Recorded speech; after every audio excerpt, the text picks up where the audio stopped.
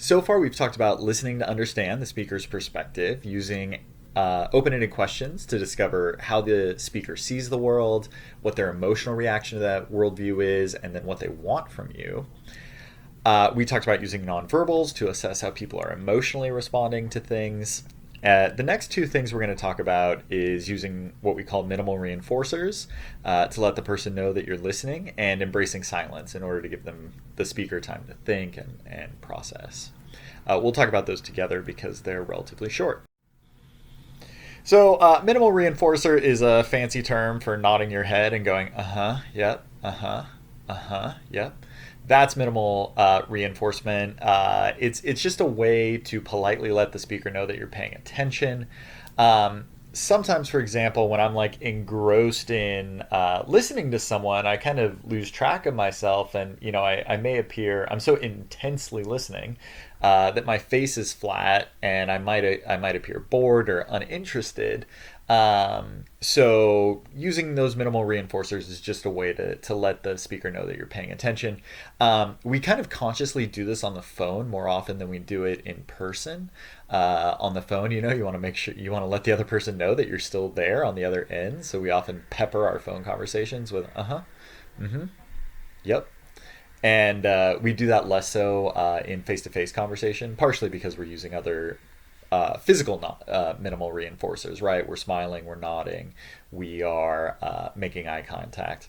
All of those things are minimal reinforcers. It's just a physical expression to let the speaker know that you're paying attention to them. And then we'll talk about embracing silence. Embracing silence is very good to be a good listener. In the United States, at least, we do not like silence. We find silence uncomfortable. If there is open air between two people, we like to fill it with conversation.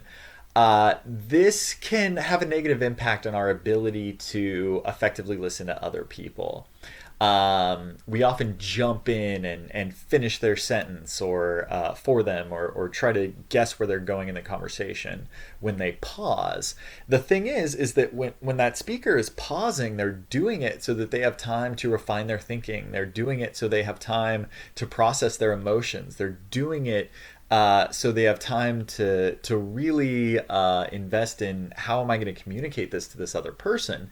And when we jump in and fill that space, fill that silence with our own ideas, opinions, thoughts about what they're going to say, it takes away that opportunity for them to process. And we don't want to do that. We want to give them the time to process, to communicate as accurately and vividly their worldview to us as they can, the way the world looks through in their eyes.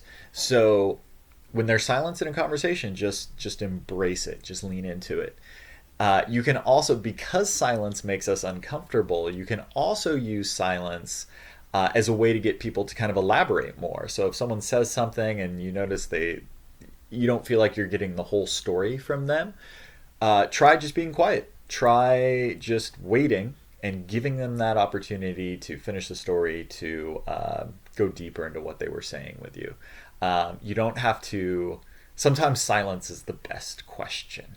That you can use silence as a tool to get the other person to talk more, to elaborate more. And because you're not asking a question, because you're just using silence, you're giving them total control over where the conversation goes. So try embracing silence. See how it works for you.